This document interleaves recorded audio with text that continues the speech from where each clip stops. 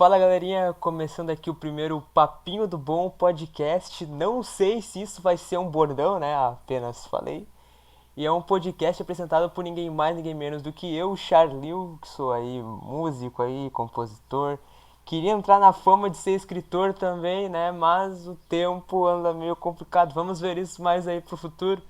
E ele também que estava sumido aí da mídia, né? Mas voltou agora, não sei se voltou para ficar definitivo, que é o Play Edu aí.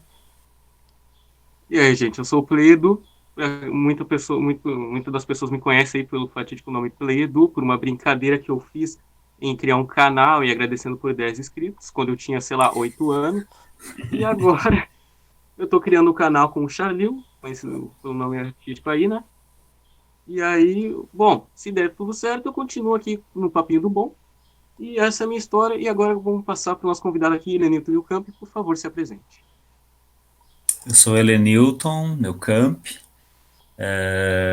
sou professor, escritor e estamos aí, abertos às perguntas.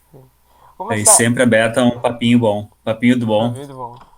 Vou começar aqui. Eu sei que não é uma pergunta, eu pensei realmente agora.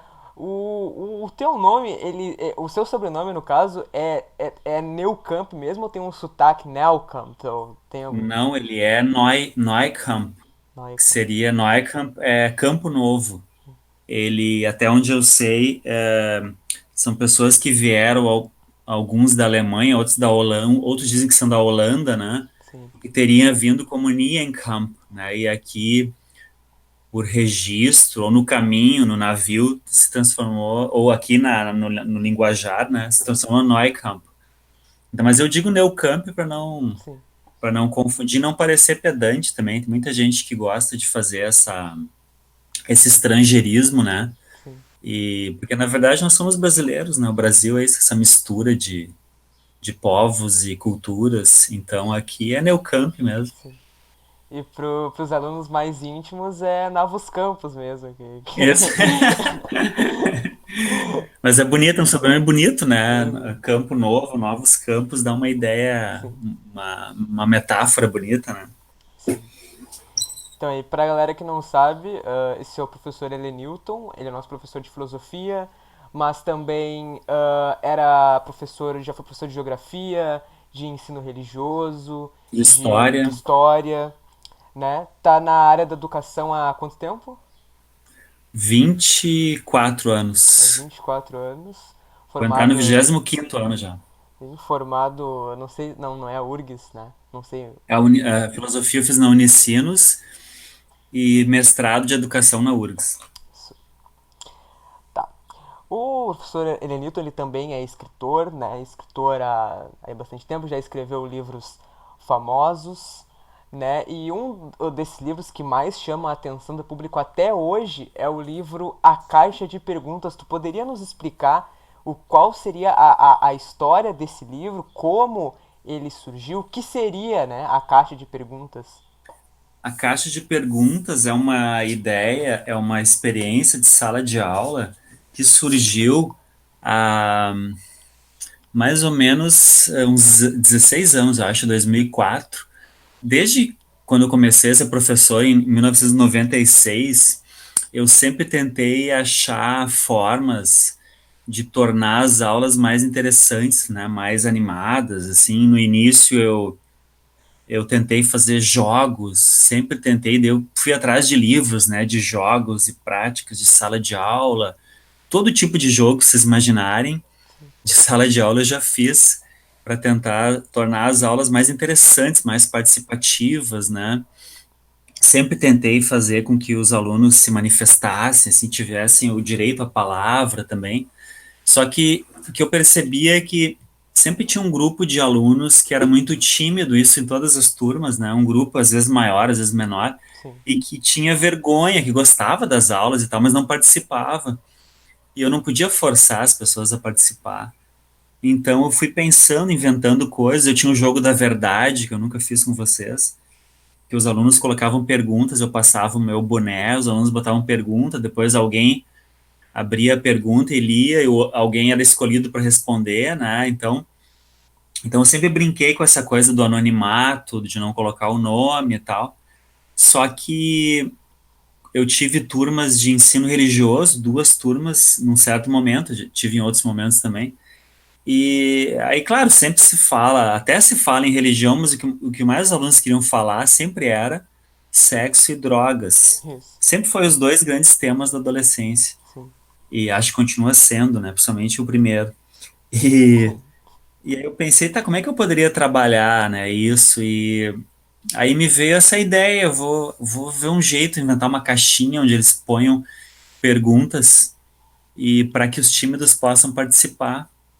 Eu apresentei isso para uma turma, levei uma caixinha de papelão, que não era ainda essa aqui, né, que é a caixa que Sim. eu uso Essa até agora hoje. é a que tá por até hoje, né? Até hoje, há Até hoje. 16 anos já. Ela já passou já é quase uma adulta já a caixinha. E qual era a ideia? Os alunos colocarem perguntas, aquela turma específica colocarem perguntas sobre, no primeiro dia, sexo e sexualidade, que era o tema que eles mais queriam falar. E eu sugeri que eles não precisariam colocar o nome, nem colocar. Se quisessem disfarçar a letra, poderiam disfarçar. E que na aula seguinte eu voltaria com essas perguntas, eu escreveria numa folha, voltaria com elas e leria, nós discutiríamos na aula. Isso era só uma experiência com uma turma. Sim. Essa aula foi antes do recreio, depois do recreio eu voltei e fui em outra turma, isso numa escola chamada Helena Câmara, lá na cidade de São Leopoldo. E na aula seguinte, todos já sabiam, já tinha circulado a conversa no recreio, e eles queriam também. Eu disse, que legal, se vocês gostaram da ideia, vamos fazer também. Aí eu dava na mesma escola aula na EJA à noite, que eram pais e avós desses alunos da tarde, e eles também já na primeira turma, né, esse é o relato no livro, uma senhora, Dona Maria, na época tinha 68 anos, espero que ela esteja viva, deve ter 80 e tantos anos, né? Sim. Ela foi a primeira pessoa que me perguntou que história é essa de caixinha e tal. Então, em 2 ou 3 dias, já não lembro, quando eu abri a primeira vez, já tinha 70 e poucas perguntas. Todas as turmas queriam, todo mundo adorou. E de lá para cá, eu nunca mais deixei de utilizar. Sim. Então, de forma resumida, a caixa de perguntas é uma experiência de diálogo nas aulas, onde a gente discute os assuntos que são trazidos pelos alunos. Eles colocam as perguntas na caixinha sem, sem colocar o nome, Sim, né? com anonimato. O anonimato é anônimo, a pergunta, e vale qualquer coisa, ela não tem censura, só não vale palavrão, ofensa e nome de pessoas da turma para não ser ofensivo. Sim. E sempre deu certo, continua dando. É muito raro alunos que não gostem, né? Sim. E, e aí, claro, eu comecei a ser chamado, virou uma coisa assim conhecida. Eu comecei a ser chamado em outras escolas, em universidades, em cursos e tal, para fazer palestras sobre a caixinha. E em todos os lugares que eu ia, um dos lugares foi exatamente a Unicinos, onde eu me formei. Os alunos de filosofia aí me chamaram, né? Os próprios alunos me chamaram. E aí todos disseram, né? Por que tu não escreve um livro e tal? E eu, olha só, a ideia é interessante. Comecei a amadurecer a ideia, reuni material, eu montei um livro mais do que o dobro do livro original, 300 e tantas páginas, e comecei a levar em editoras, todo mundo gostou da ideia desde o princípio, só que as editoras não entendiam que eu queria mostrar as perguntas dos alunos, né? Eu queria mostrar, inclusive, com erros de português, Sim. e demorou muito tempo para que eu achasse uma editora que entendesse a minha proposta. Eu não queria só um livro assim comum, queria um livro diferente. E até que eu encontrei essa editora, que é a Libretos, que entendeu a proposta e fez um livro muito bonito e que acabou se tornando sucesso, né? Venderam todos os livros e foi para mídia. E Sim. quem tem uma outra mão aí nesse livro, que é uma amiga minha, que é filósofa, chamada Márcia Tiburi, que também já teve bastante espaço, teve programa de TV e tal. Hoje ela está fora do Brasil por ameaças de morte, né? E eu mandei para ela o arquivo original e ela me disse, não, aí tem mais de um livro. Tem no mínimo 2 livros aí dentro. Eu acho que tu tem que fazer um livro só sobre a caixa de perguntas. Essa ideia é sensacional, adorou. E porque era um livro sobre experiências de professor. experiências de aprendizado na vida, não só como professor, Sim, né? E ela, e ela disse, não, tem um livro aí que é só da caixinha e vai dar certo, né? Aí, é verdade. Aí eu fiz peguei essa ideia dela, montei só o livro da caixinha, que é metade do original. E o segundo livro, então o livro A Caixa de Perguntas é esse, né, de 2013.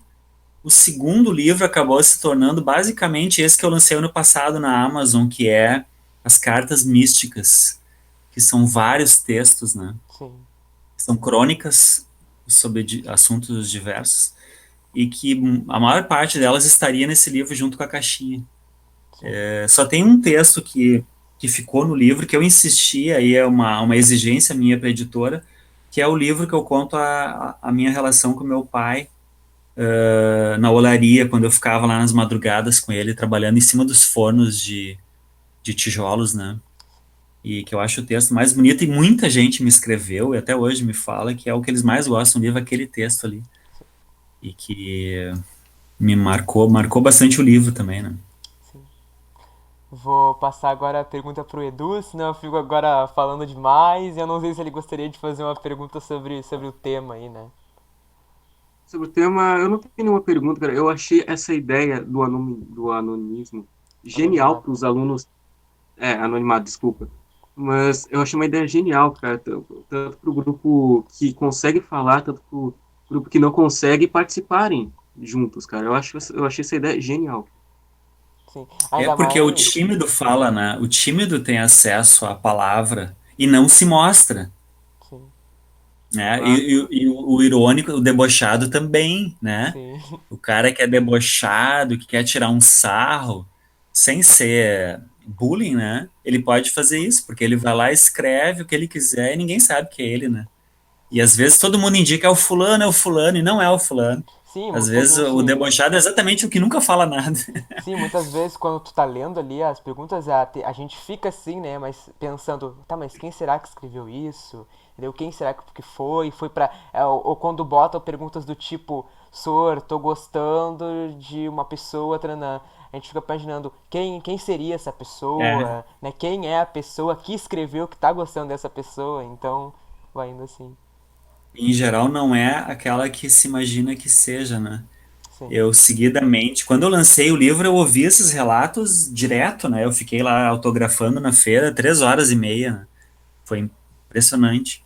E vários relatos, né? Uma que eu já contei para vocês em aula, uma aluna, minha amiga até hoje, e ela chorando lá na fila, estava emocionada, e quando ela me abraçou e tal, ela disse: essa pergunta aqui fui eu que fiz, isso aqui ajudou a nossa família, que era uma pergunta sobre depressão. E o pai dela era muito depressivo e a família achava que era frescura, que ele estava fazendo teatro, que era mentira. E ela perguntou, e a gente discutiu sobre isso já há 16 anos atrás, né? sim, Depois virou essa epidemia de depressão. E, e ela disse que aquela conversa que a gente teve na aula ajudou toda a família, porque ela voltou para casa e eles tiveram essa conversa e o pai dela foi ajudado e procurou psicólogo e tal. Mas só que eu nunca imaginava que ela teria feito aquela pergunta, porque ela era uma pessoa super alegre, super na aula, né? Super para frente, conversadora e tal. E na verdade ela era altamente triste, né? Ela tava triste pra caramba. sim. Isso é muito legal. E isso é a experiência da caixinha de perguntas, por exemplo, foi uma coisa que tu botou dentro da sala de aula para que adultos, adolescentes pudessem ali expressar o que estavam sentindo, o que queriam falar e que tinham até mesmo vergonha. Mas quando no teu. Eu imagino que na tua época de adolescente, na tua época que tu era estudante, não tinha isso, desse, vamos Não. dizer, esse maior vínculo aluno com o professor. Poderia nos explicar como, basicamente, como era o teu tempo de estudante? Pois é, eu vivi dois momentos, porque eu peguei a infância durante a ditadura, né, gente? Ditadura um fala, o resto baixa a cabeça, né? Sim, Então a gente via coisas absurdas. Eu, por exemplo, ajoelhei agora não lembro se era milho ou tampa de garrafa, alguma coisa assim que machucava os joelhos, não lembro se era milho. Eu ajoelhei na sala da direção, na sala dos professores, atrás da porta, os professores todos passando e eu ajoelhado. Isso com 6 anos, né? Porque a minha colega, eu já sabia escrever quando eu entrei na escola. Eu fiz um desenho e botei embaixo, ele é Newton. E a menina viu e puxou da minha mão e pegou para ela, é meu. E aí a professora viu que a gente estava ali, um puxando para o lado e outra folha. Sim. E aí ela disse, ela começou a chorar e apontou para mim. Eu virei o culpado na hora. A professora, eu sei lá, quem me levou para a sala dos professores, eu fiquei ajoelhado ali. Quer dizer, isso hoje seria algo inconcebível, né? Uma criança ajoelhada no milho em tampa de garrafa, que na época era, não existia garrafa PET, né? Então era normal a criança ajoelhar na frente de todo mundo na sala em cima de tampas de garrafa viradas para cima. Isso é cruel, né, para uma Sim. criança, para qualquer ser humano, mas para uma criança é muito cruel. E então eu vivi essa infância e na adolescência tinha um misto, assim, tinha os professores que tinham muito medo de falar, porque viveram toda a vida a formação na ditadura, né, tinham medo de abrir a boca sobre qualquer assunto. E aí já começou a ter, ali por 86, eu comecei a trabalhar muito cedo, com 13 anos de idade. Então eu comecei a trabalhar, eu comecei a estudar à noite. E à noite eu tive professores que me marcaram a vida toda. Até hoje são meus amigos, vários deles. O Paulo é um que eu lembro de história, que foi o período da redemocratização no Brasil, quando o Brasil voltou, estava voltando assim a respirar. Todo mundo estava louco para falar, para abrir a boca. Sim. Então a gente, à noite, como eram pessoas que trabalhavam, a maioria adultos, aí eu vivi isso que vocês têm agora nas aulas, né? De Sim. poder falar, de se expressar, a caixinha ainda mais, né? A expressão do que tu sente. Então eu comecei a ter isso. Então eu vivi essas duas coisas, o professor repressor, que tu não podia abrir a boca, não podia falar, e também eu peguei esse período dos professores que vinham com aquele mundo, assim, mostravam as coisas, falavam coisas que eu não tinha visto na outra escola durante o dia. E à noite, assim, se abriu aquele mundo. Eu tinha colegas adultos, eu era, acho, o mais novo da turma. Então aquilo ali para mim foi uma experiência que me enriqueceu bastante. Agora, eu criei essas coisas como professor e a caixinha aí virou a marca da minha aula e vai virar, né, vai ficar da minha história toda, né? Porque eu pensava assim, quando eu comecei a ser professor, eu pensei, eu quero ser. Eu tive professores muito bons, mas eu pensei, eu quero ser diferente dos Diferente. ruins. Sim. Eu quero ser diferente daqueles que o que eu não posso fazer, eu pensei, né? Eu nem pensava o que eu devo fazer, eu pensava o que não posso fazer. Eu não posso, né, ser assim, assim, assado, gritar, reprimir, debochar, né, no sentido maldoso. Sim. Então eu procurei formas de dar voz aos alunos. Quando eu entrei na Restinga, quando eu saí do estado, em São Leopoldo, escola estadual, vim para trabalhar no município de Porto Alegre, eu fui para Restinga. Então, Restinga tem muito esse estigma de periferia, de não sei o quê, de bandidagem. Aí eu fui numa reunião de professores da região toda lá, aqui da região sul, né, de Porto Alegre, e eu falei, né, eu tenho uma ideia, que eu tenho um projeto, que é a caixinha de perguntas, uma experiência das aulas. Eles riram de mim, né, os professores. Ah, isso não vai. Isso aí é uma ilusão tua, tu não vai conseguir fazer aqui em Porto Alegre, isso não existe. Isso aí, os alunos não vão participar, vão debochar de ti, não sei o quê. Nossa, me jogaram lá para baixo, né? E eu bem quietinho pensei, não acredito em vocês. E ainda bem que eu não acreditei, porque funcionou super bem. Sim. Aquilo que eles diziam da periferia, porque eles não dão voz à periferia, né, gente? Sim. Quando eu lancei o livro da caixinha, um coronel da Brigada Militar, que eu nunca encontrei pela frente, foi lá na banca da editora, na Feira do Livro, e xingou a editora, a pessoa que é a própria editora, e disse, apontou para o livro, vocês têm que proibir isso. Sorte de vocês é que a gente não está na ditadura, tá? Essa bagunça aí, como é que permitem uma porcaria dessas?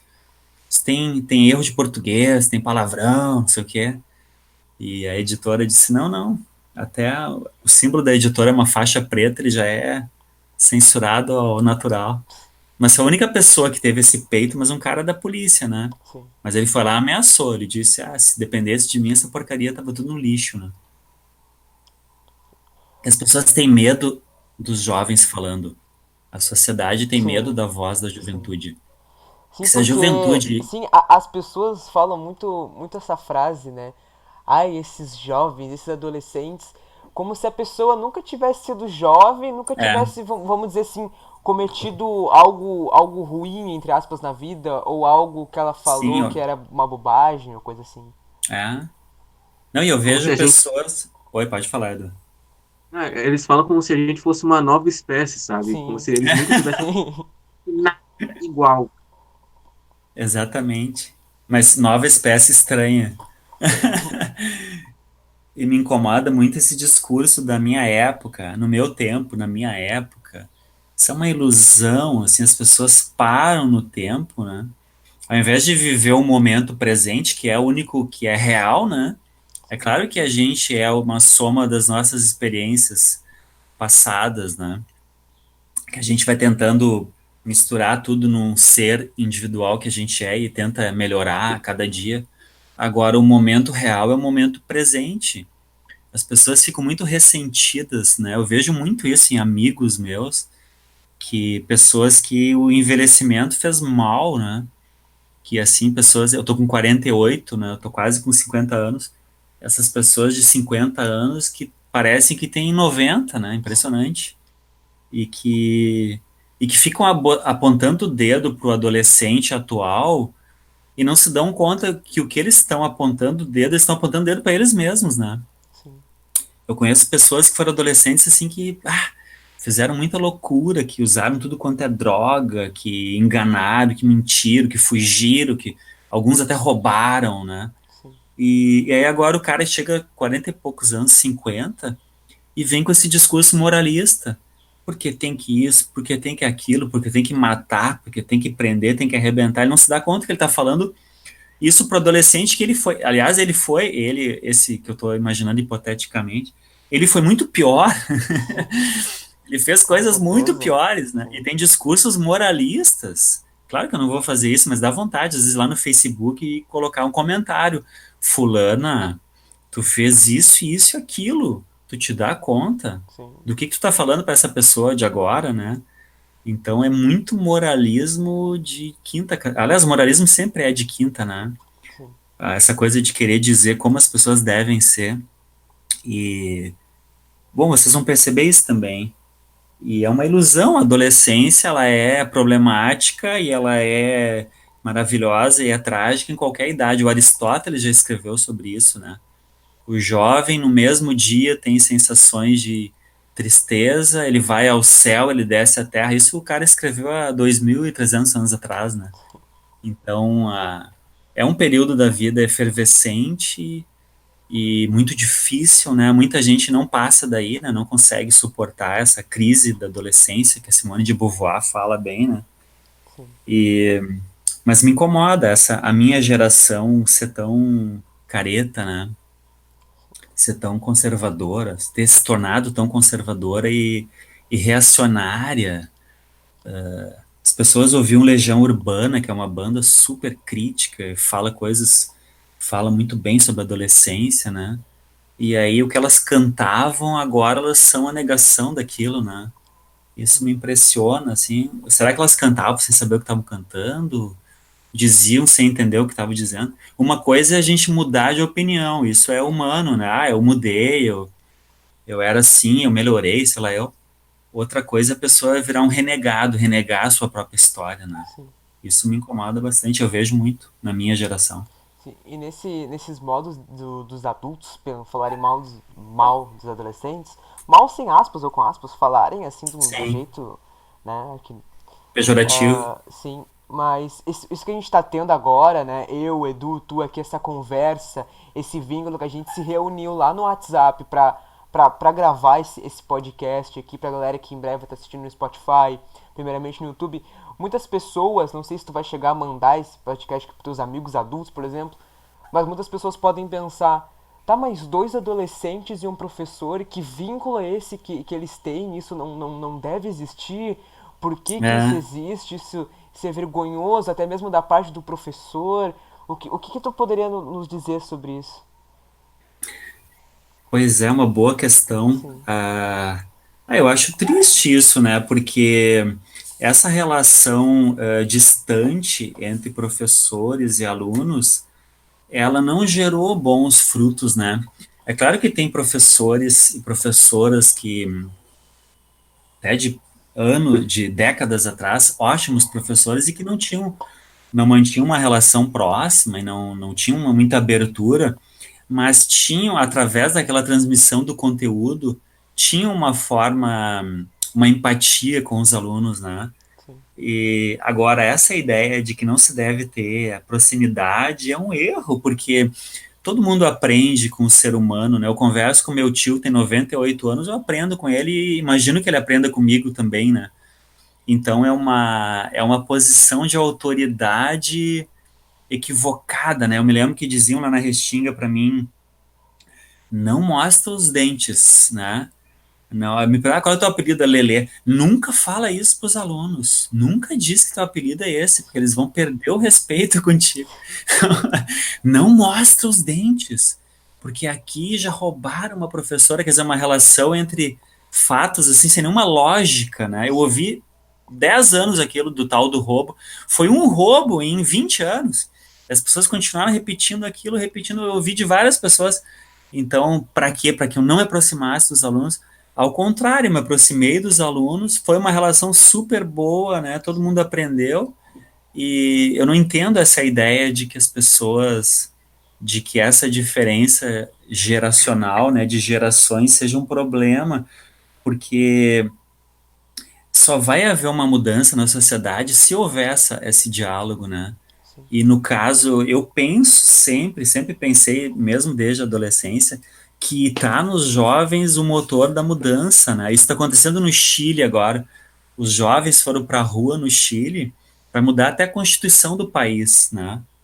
Eles estão numa crise braba lá, sem dinheiro, sem emprego, os velhos se aposentam ganhando o equivalente a 400, 300 reais por mês, equivalente a reais, estão na miséria, né? As pessoas envelhecem e ficam miseráveis.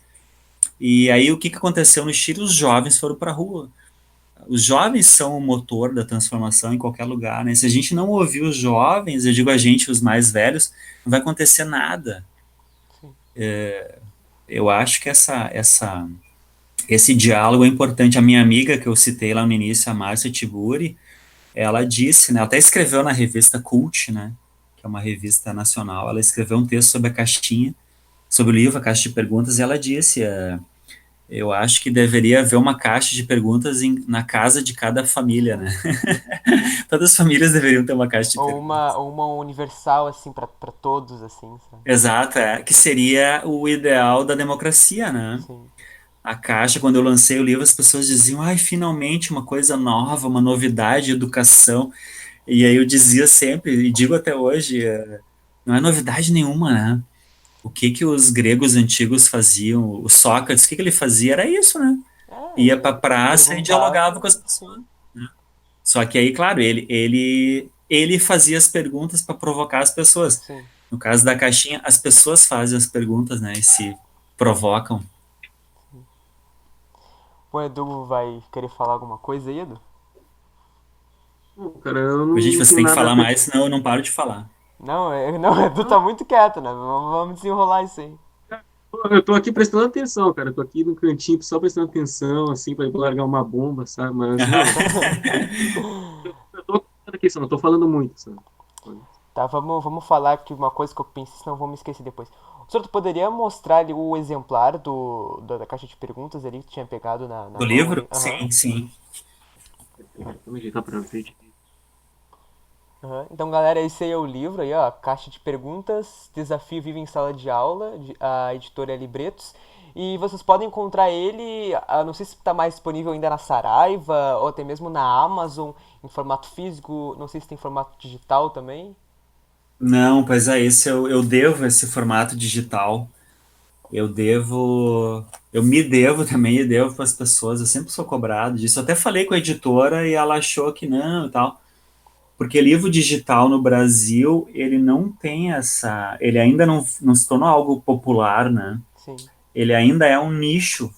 Tem muita gente que tem aquele aparelho do Kindle e aquele aparelhinho da Amazon e o aplicativo e tal, mas ele não, o livro digital ainda não popularizou, o que é estranho também. Eu pensei que popularizaria.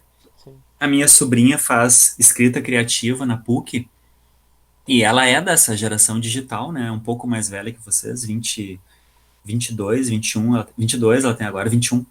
E, e ela disse, mesmo os meus colegas que leem quase só digital, preferem o livro no papel. A Sim, maioria prefere o livro físico. O livro tem o seu charme, né? sim, O livro no papel. Mas eu penso nessa em editar e colocar ele digital. A minha única questão é como trabalhar com a imagem, porque a Amazon, até onde eu entendi, ela não tem essa possibilidade de colocar imagem se não for livro infantil. Então, eu penso em talvez editar e colocar ele só o texto, né? O texto sim, dele, mas seria legal o livro como ele é para as pessoas mexerem e verem os desenhos e tal. sim, sim. Eu acho que ele tem muito mais cara de digital do que papel, o livro da caixinha. As perguntas, ele ampliar a pergunta para o tamanho de uma página e tal, né? Mas é tudo tempo, é questão de tempo. Sim. Eu comecei a reunir material para fazer a caixinha número 2, mas não dei sequência. O professor Tem que dar trabalha muito. sequência aí, tentar usar as nossas perguntas, né? De agora. O Érico, meu filho de 9 anos, o Érico me diz isso, ô pai, esse livro tanta gente gosta e fez sucesso, por que que tu não lança mais um agora? Seguida ele me diz isso, ele se dá conta, ele vai no Google e pesquisa lá o que falam de mim, né? Sim, E aí ele vem, ô pai, todo mundo gosta desse livro, por que que tu não lança outro? Eu disse, filho, eu devo essa... A gente trabalha muito, né? O professor tá sempre fazendo alguma coisa e muitas coisas ao mesmo tempo, muitos projetos, né, de livros e de coisas ao mesmo tempo na cabeça. E aí, mas daí vai aos pouquinhos. Agora saiu esse da A Mulher que Matou o Presidente. sim. Falando em livros, eu vou deixar aqui no link da descrição o site da Amazon, né? Escrito com o nome do escritor, Nathaniel Camp. E ali tem diversos ali e-books, ali com... Olha, tinha um e-book agora, que esse mesmo que tu falou, A Mulher que Matou o Presidente, que estava disponível de graça um tempo atrás, agora não está mais, mas são e-books com um preço bem acessível, em torno de Uhum. 5, acredito, até a R$ 12, por aí, né? E Esse também... novo tá R$ 5,99, né? Sim, A ideia é tornar acessível. Eu sempre coloco nos primeiros dias gratuito, divulgo, para as pessoas que não têm dinheiro poder baixar. E depois fica ali o mais caro, eu acho que é R$ 7,50, né? Que também é um livro de 500 páginas, né? Poderia ser mais caro. E esse da Mulher que Matou o Presidente é um livro curto, 70 e tantas páginas, um livro de contos, e tá R$ 5,99, é um preço bem justo, né? Me parece. então eu vou deixar o link aqui na primeira linha da descrição da Amazon, dos livros, dos e-books lá que tem sobre o escritor. E vocês dão uma conferida lá, ver se vocês vão gostar, né? Estejam realizando a compra aí e lendo mesmo como um e-book, né? Lendo pelo aplicativo do Kindle da Amazon.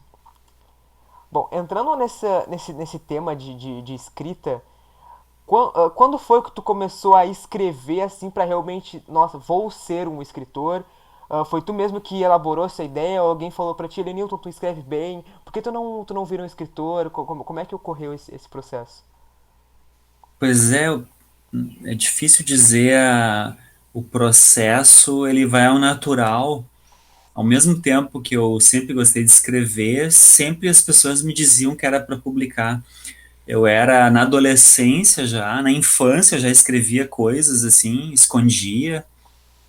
O lugar onde eu morava, lá em São Leopoldo, a Vila Campina, ela inundava, tinha enchentes todo ano.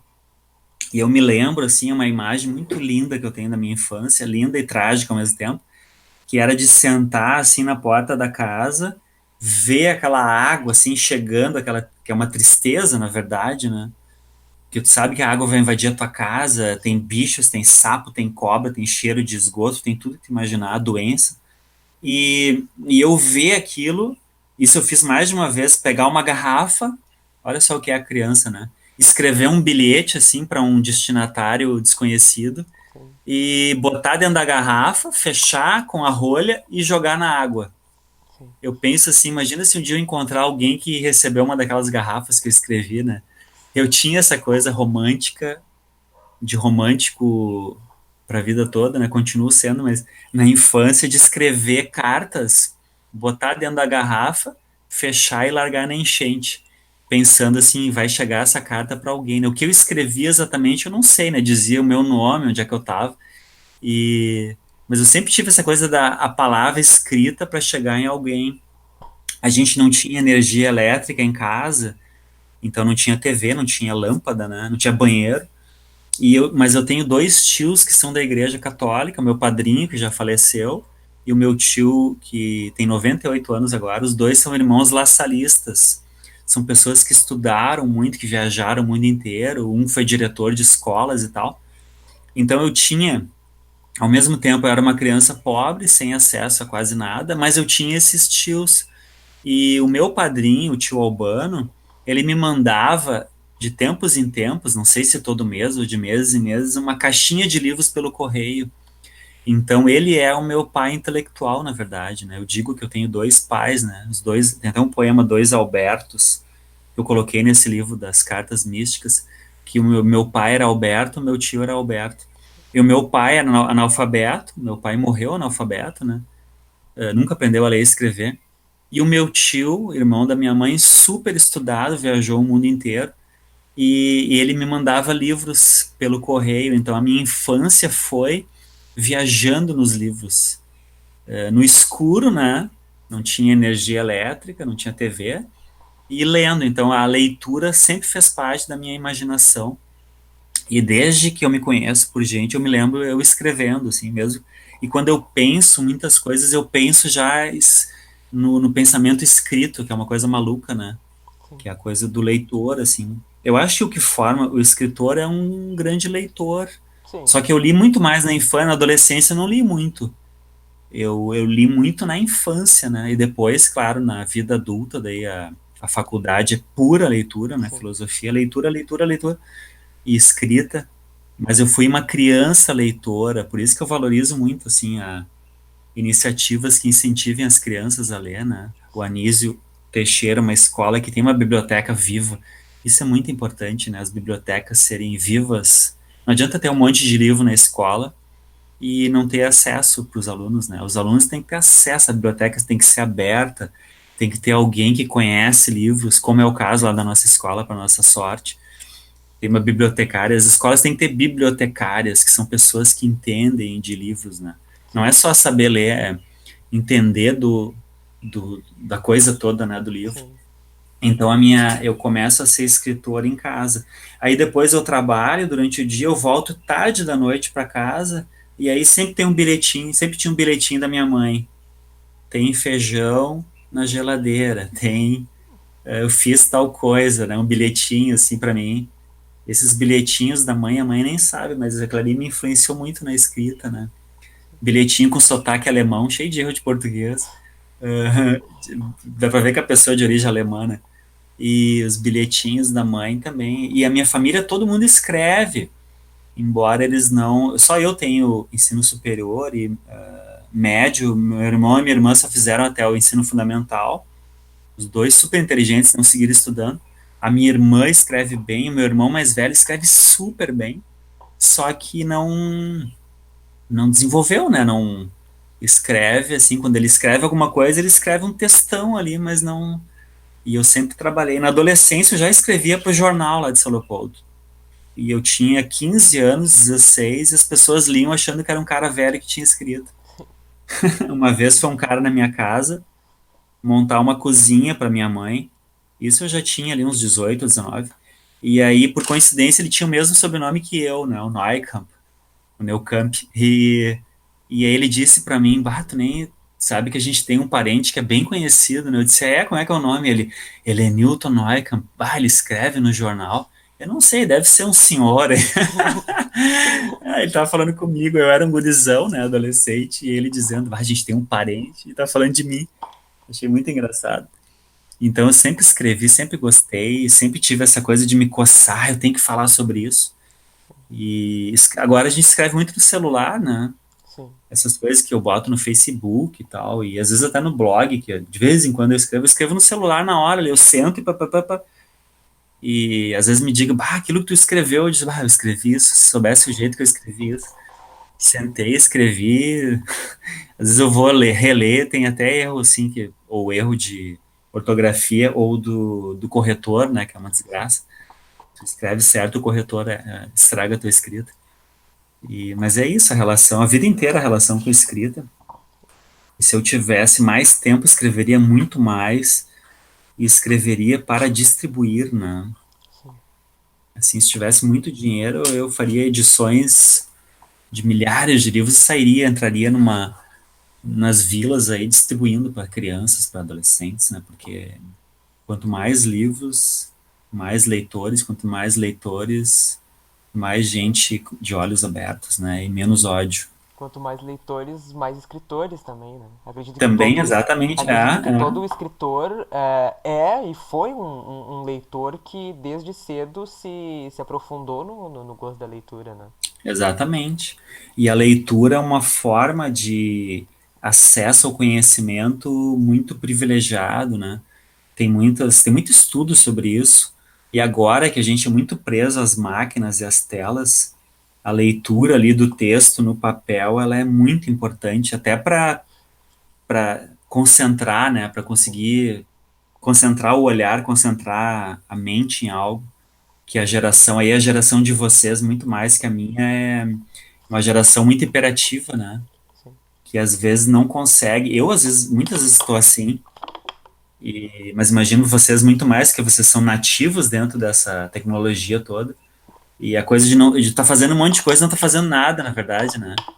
Tu tá ali 2 horas mexendo, mexendo, enquanto tu vê o que que eu fiz, não fiz nada. Só fiquei rodando o dedo ali, né? E o livro, ele ajuda a gente a concentrar. Sim. Em questão do livro, tu saberia lembrar do primeiro livro que tu escreveu? Ou... O primeiro livro, eu escrevi muita coisa. A primeira coisa minha que saiu publicada foi um poema numa coletânea de textos e poemas lá em São Leopoldo, de um grupo que é. Como é que é o nome do grupo? Agora eu não vou lembrar, mas é um grupo, uma ONG que trabalhava ou trabalha, não sei se ela existe ainda, ajudando pessoas portadoras de HIV. Antes de ter esses remédios para HIV, né, para AIDS, as pessoas eram muito segregadas, tinha muito preconceito, né, contra as pessoas. Então existiam ONGs, organizações não governamentais, que ajudavam essas pessoas. Às vezes a família abandonava, expulsava de casa, né? E então tinha um preconceito muito grande. Teve um concurso lá em São Leopoldo de textos para serem publicados em livros. Então minha primeira publicação em livro foi um poema nessa coletânea. Mas o primeiro livro mesmo foi a minha dissertação de mestrado, que eu só tornei, eu estou vendo aqui em volta, citar aqui à minha volta, que eu só tornei ele numa linguagem mais interessante para livro, que é Nietzsche, o Professor, que é o nome da minha dissertação de mestrado na URGS, e que é o meu primeiro livro, e deixa eu pegar ele aqui. E esse livro, embora seja assim uma leitura mais acadêmica e mais voltada à universidade e tal, ele é o que teve assim maior retorno financeiro, por estranho que pareça, né? Um livro assim para um público bem específico, né? Faculdade em geral, estudantes de filosofia, porque ele é uma dissertação, embora a primeira parte dele seja bem assim uma leitura bem tranquila para todo mundo. Depois ele entra em temas muito filosóficos, conceitos filosóficos, e no final das contas esse é o livro que foi o mais rentável assim financeiramente. Embora eu não escreva pensando nisso, né? Se um dia acontecer, ótimo, mas não foi. Intenção. Vai ser um efeito colateral, mas a ideia de quem gosta de escrever é ser lido, né? Sim. É se passar adiante. Por isso eu vejo pessoas publicando livros que um amigo meu de São Paulo mandou o livro. Não, aqui de Porto Alegre até ele é. R$ 45. Claro, o livro é um livro de poemas, né? Um livro deve ser lindo, a capa é muito bonita, só que ele se torna inacessível, né? Então, claro, tem pessoas que escrevem, não, vou publicar e ler quem quer e tal. Tudo bem, mas é muito. Eu prefiro a ideia de tornar mais acessível em todos os sentidos, né? Tanto a linguagem quanto o preço. Eu Sim. prefiro. Claro que tem pessoa, tem que ter escritor para todo mundo, né? E escritoras para todos os públicos. Mas eu prefiro trabalhar com a ideia de democratizar mais a leitura, de tornar mais acessível e, e é isso, é mais pessoas lendo. Por isso que seguidamente eu boto os livros lá em promoção de graça e tal, para mais pessoas terem acesso a eles, né? Sim. O Edu tem que falar mais, cara. O Edu tá falando muito pouco, cara. É o primeiro cast e o cara Tô não tá. entendendo, cara. Eu tô prestando muita atenção. Tu não tá ligado. Eu tô prestando muita atenção. Eu ia perguntar também sobre o que que o senhor ele escrevia nas garrafas que ele tampava e botava no rio, não sei o quê. Só que ele já tinha nos falado, não lembro Eu muito lembro do de colocar assim quem eu era, onde é que eu morava, quem era minha mãe, meu pai, né? Provavelmente era uma apresentação, assim. Eu lembro que eu tava falando de mim. Agora, o que que uma criança lá de 7, 8 anos pensa, né? De quem vai receber, né? O que que a pessoa vai pensar? E eu sempre tenho essa ideia de que um dia eu vou encontrar alguma pessoa que encontrou uma garrafa dessas, né? Ah, tu que é o, essa é a, tu que é o cara que Sim, escreveu, né? Isso seria interessante. sim. E muita gente. Eu pergunto aí para as pessoas, né? E muita gente acha que. Fala até hoje que a época da ditadura não vê todo esse malefício que teve a época da ditadura, que dizem que foi uma época boa, em que todo mundo podia sair pra rua de noite, por exemplo, e ficar madrugando na rua que não tinha perigo nenhum. Tu que viveu o teu tempo de adolescência na ditadura do Brasil, não sei se tu pegou a tua infância também, teve alguma coisa que tu viu ou que tu escutou que te marcou na tua adolescência de modo trágico, assim, tipo, não gostaria de ter ouvido isso, de ter visto isso? Teve alguma coisa desse modo? Boa pergunta. Na infância, eu vivi a infância na ditadura, na minha adolescência. Bem coincide a minha entrada na adolescência com o finalzinho da ditadura. Mas a gente ouvia muito na rua e meu pai dizia isso, né? Tá, isso não fala essas coisas, não pode falar sobre isso, né? Não pode falar isso. E na adolescência, muita polícia. Como até hoje, a polícia continua com esse pensamento de ver quem se manifesta como inimigo, né? Que é um resquício da ditadura. Mas muita gente adulta, eu me lembro, eu na adolescência, eu me tornei líder estudantil e muita gente adulta me aconselhando, não fala tal coisa, não escreve tal coisa no jornal, isso é muito perigoso, porque se eles voltarem, eles vão te prender, eles vão te matar. O diretor da escola, que era um cara esclarecido, assim, não era uma pessoa repressora, um dia ele me chamou e disse, vou te mostrar para te saber o que é que acontece.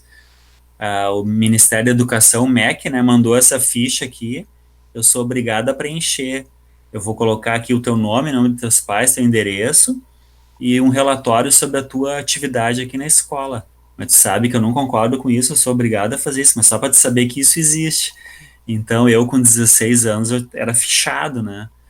E eu não tive consequências práticas porque a gente saiu da ditadura, mas eu conheço muitas pessoas na filosofia, a gente conhece muitos professores e amigos meus que foram torturados no Brasil, na Argentina, no Uruguai, né? E relatam coisas terríveis, terríveis, assim, que nem dá para falar muito. Eles têm dificuldade de falar, né? Eu já tive acesso a um relatório do DOPS, de um amigo meu, o Antônio, que editou meu primeiro livro, né, o do Nietzsche, o Antônio Sidecum. Ele foi barbaramente torturado, foi preso, e por motivos de pensamento, né, que é um absurdo. E ele tem a ficha toda, ele conseguiu com a OAB de São Paulo o acesso a toda a ficha que a ditadura tinha dele. Tem detalhes até de acampamentos que ele foi com os amigos que nem ele lembrava mais. E o governo tinha detalhes assim do que ele tinha falado, o que eles tinham conversado, reunião de amigos, festa que ele tinha ido. Então as pessoas eram vigiadas assim intimamente. Tinha gente espionando, não se podia confiar nos amigos, sempre tinha espião.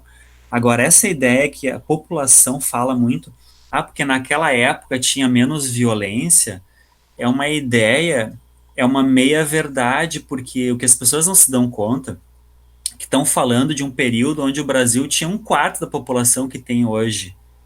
E onde é que não tinha violência? Muito relativo, né? Eu morei numa vila, na Vila Campina, lá em São Leopoldo. Eu cresci lá, né? Eu nasci no interior, mas fui muito cedo para lá. E lá tinha violência. O que não tinha era uma arma como tem hoje, né? Não tinha tanta arma circulando. Mas tinha gente que se picava, a gente dizia isso, né? E já tava cocaína na rua. A gente ia jogar futebol no campinho perto de casa, campo de futebol. A gente encontrava na beira do campo várias seringas com restos de sangue, assim, de pessoal que se injetava cocaína. Então era barra pesada, tinha muita morte, tinha assalto. Quem vivia nas vilas durante a ditadura vivia a violência, só que agora a população triplicou, quadruplicou, e é em número muito maior. Agora, é uma ilusão, eu acho não, eu tenho certeza.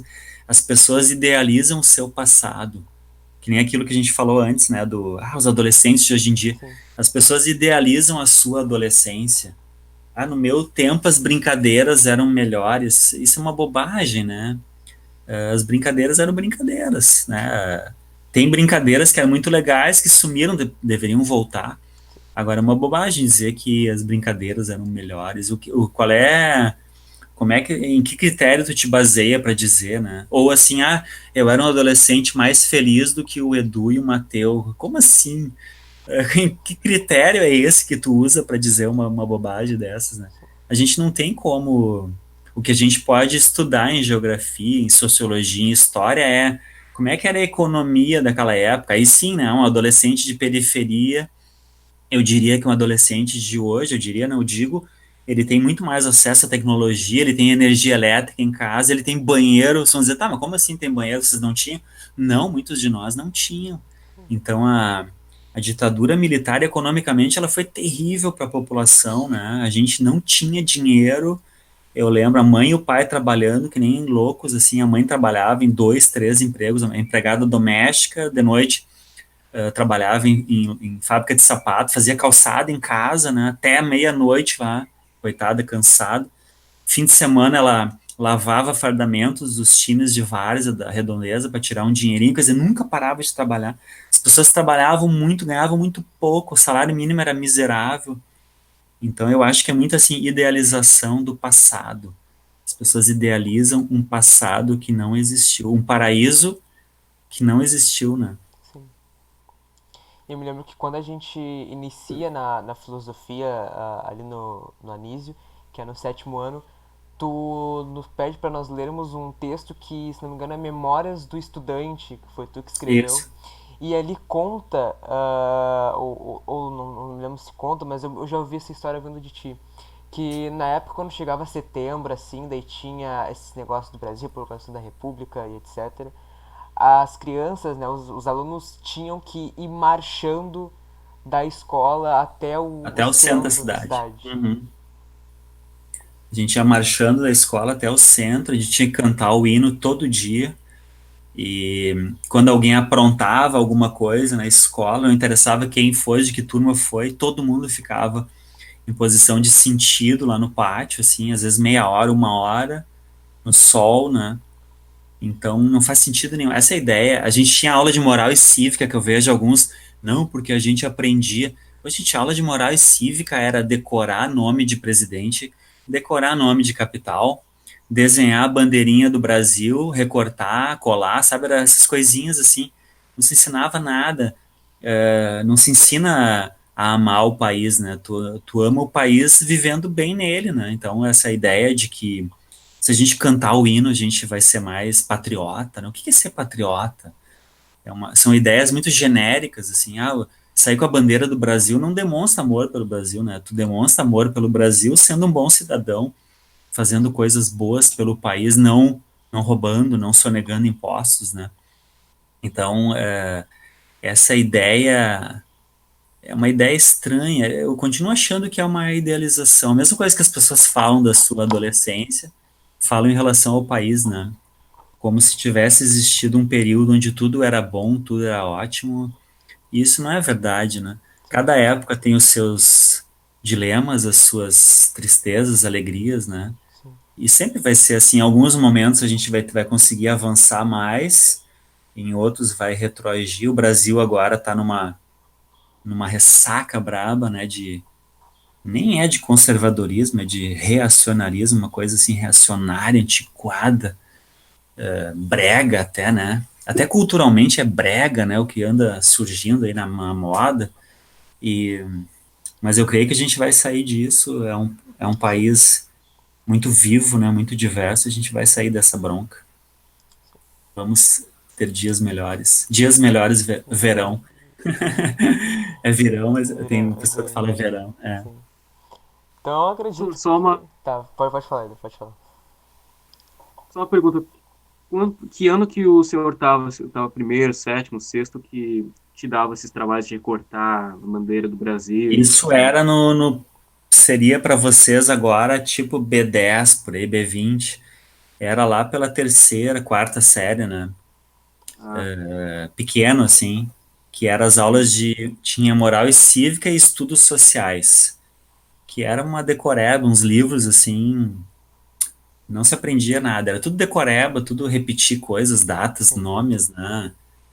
Quantos presidentes, quais os nomes dos presidentes, sabe? Uma coisa que não.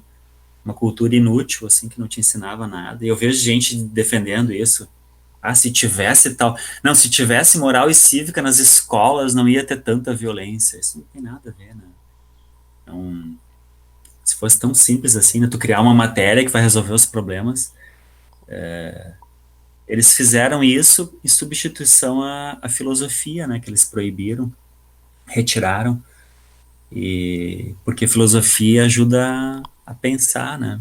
Tudo que uma ditadura ou que qualquer governo impopular não quer que as pessoas pensem, porque se as pessoas pensarem, tem que ser muito bom o governo para se manter, né? Sim. O poder não quer pessoas que pensam, o poder quer pessoas que repitam suas ordens.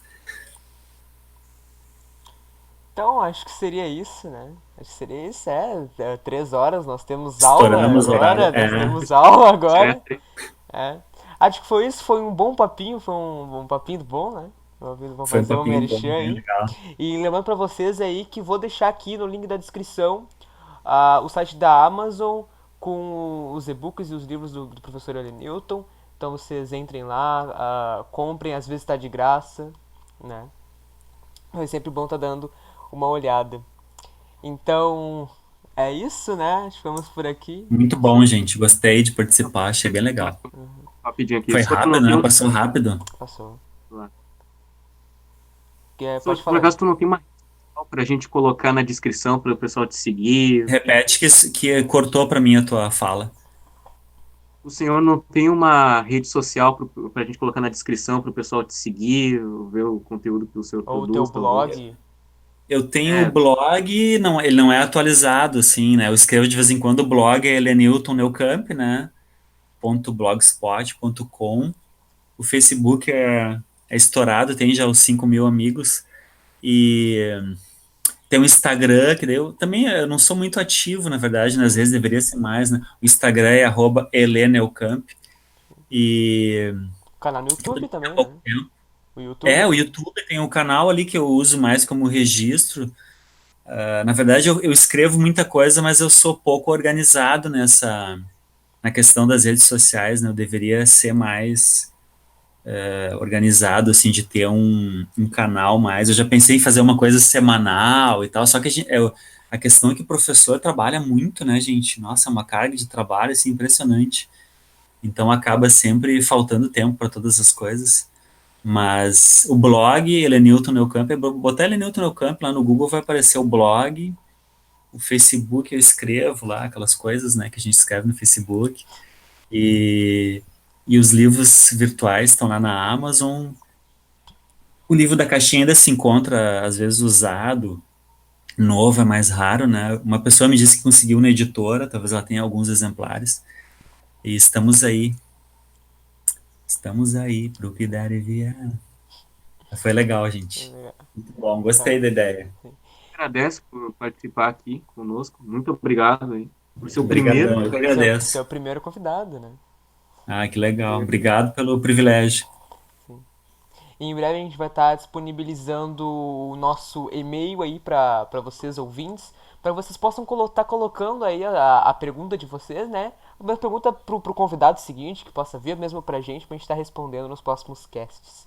Então é isso. Você que está assistindo aí no YouTube, se não deixou o seu like ainda, pode deixar seu like, pode se inscrever. Você que está ouvindo aí pelo Spotify, muito obrigado por você estar ouvindo no Spotify, tá curtindo esse momento aí. Não precisa ser vídeo, né? Podcast, na verdade, a moral do podcast é o áudio. Então você que tá ouvindo no Spotify, muito bom. Você que vai estar ouvindo em qualquer outra plataforma, que eu vou tentar encaixar isso aqui em mais outra plataforma, muito obrigado também. E é isso, nos vemos no próximo, então. Quer concluir alguma coisa aí, Edu? Não, cara, acho que era isso mesmo. Então é isso. Tchau.